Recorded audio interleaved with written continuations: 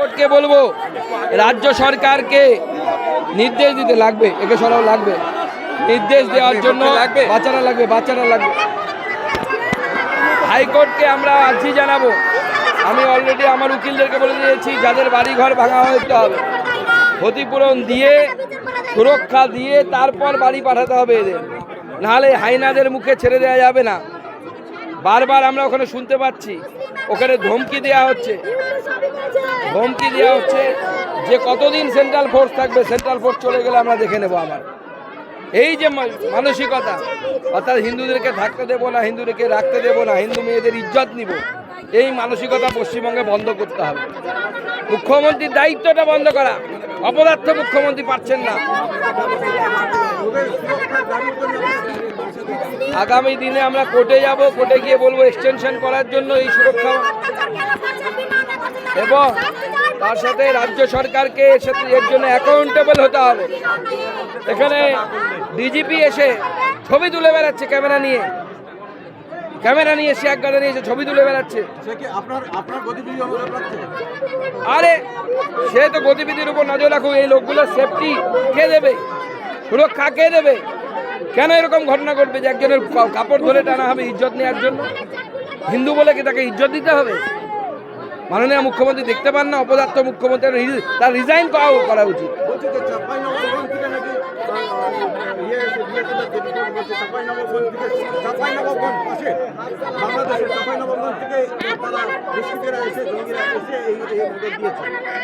না, সে তো এখানে বর্ডার এমন ইচ্ছে করে পোরাস করে রাখা হয়েছে, বর্ডার এখানে এমন ইচ্ছে করে বন্ধ করে রাখা হয়েছে, যাতে করে বর্ডারকে খুলে রাখা হয়েছে, যাতে করে ওপার বাংলা যে সমস্ত ভারত বিরোধী শক্তি আছে, সেই ভারত বিরোধী শক্তিগুলো এই পালে তার অ্যাক্টিভিটি চালাতে পারে।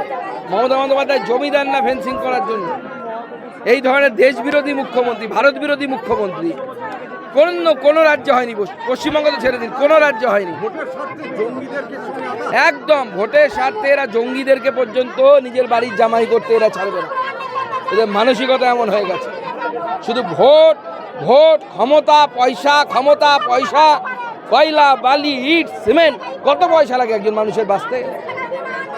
আজকে এদের ইজ্জতকে নিয়ে ছিনিমিনি খেলা হচ্ছে। প্রত্যেকটা মহিলা বলছে দেখুন তাদের ইজ্জত নেওয়ার চেষ্টা হচ্ছে, কোনো বেঁচে ফিরেছে। কজনের সাথে কি হয়েছে আমরা জানি না, কিন্তু এটা তো কোর্টে গেলে সেটা তো আইনি ব্যাপার, বিষয়, সময় সাপেক্ষ। তো তাহলে এরা কতদিন এভাবে থাকবে, কিভাবে থাকবে? দেখুন, আমি প্রশাসনকে অনুরোধ করব, যেহেতু ল অ্যান্ড অর্ডার রাজ্যের, প্রশাসনকে অনুরোধ করব যতদিন না পর্যন্ত ওখানে এদের সুরক্ষা কনফার্ম হচ্ছে, যতক্ষণ না পর্যন্ত এদের সুরক্ষার গ্যারান্টি রাজ্য সরকার দিতে পারছে, ততক্ষণ পর্যন্ত এদেরকে জোর করে ওখানে পাঠাবেন না। আপনারা সুরক্ষা দিন, তারপরে নিজেদের বাড়িতে ফিরে যাবে, তারা কাজকর্ম করে ওখানে খাবে দাবে, কিন্তু সুরক্ষিত অবস্থায়। একদম প্রথম দিন থেকে বিধায়কের স্বামী, বিডিও এবং আইসি এরা মিলে প্রচেষ্টা চালাচ্ছে এই ক্যাম্পটা যেন উঠে যায়। কারণ রাজ্যের মান সম্মান বাঁচাতে হবে। দাদা, কিসের মান সম্মান তোমার রাজ্যে? তুমি আমার মা বোনেদের ইজ্জত রক্ষা করতে পারছো না। অপদার্থ মুখ্যমন্ত্রী, একজন মহিলা মুখ্যমন্ত্রী হয়ে শুনতে হচ্ছে আমাদেরকে, উনি ইমাম সাহেবদেরকে নিয়ে নাকি মিটিংয়ে বসবেন। আমি অনুরোধ করবো ওই মিটিংয়ে এই মহিলাদেরকে নিয়ে যাওয়ার জন্য, এবং আমি বলবো এই মহিলাদেরকে চলুন কলকাতাতে সেই ইমাম সাহেবদের বৈঠকে মুখ্যমন্ত্রী যেতে বসবে, গিয়ে এরা নিজেদের অভিজ্ঞতা বলবে মুখ্যমন্ত্রীর কাছে। আমি অনুরোধ জানাবো এদেরকে, চলুন। কোন জায়গায় যে বাংলাদেশ থেকে বা যারা উদ্বাস্তু হয়ে আসে, এরা নিজের দেশে, নিজের রাজ্যে, নিজের দেশে উদ্বাস্তু, নিজের রাজ্যে উদ্বাস্তু, নিজের জেলায়। এই প্রশ্নের উত্তর মুখ্যমন্ত্রীর দেওয়ার কথা। মুখ্যমন্ত্রী তো জবাবদিহি করতে হবে পশ্চিমবঙ্গের মানুষকে। তাদের জন্য উদ্বাস্তু ক্যাম্প করতে হচ্ছে। তো মুখ্যমন্ত্রী এমন জায়গায় রাজ্যটাকে পৌঁছে দিয়েছেন, বাংলাদেশে পরিণত করে দিয়েছেন। বাংলাদেশের সাথে এই রাজ্য এখন এই মুর্শিদাবাদ এবং মালদার বেশ কিছু অংশ।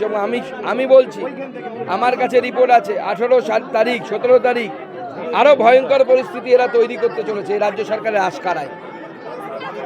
সরকারের আশকারায় এই ভয়ঙ্কর পরিস্থিতি তৈরি হতে যাচ্ছে।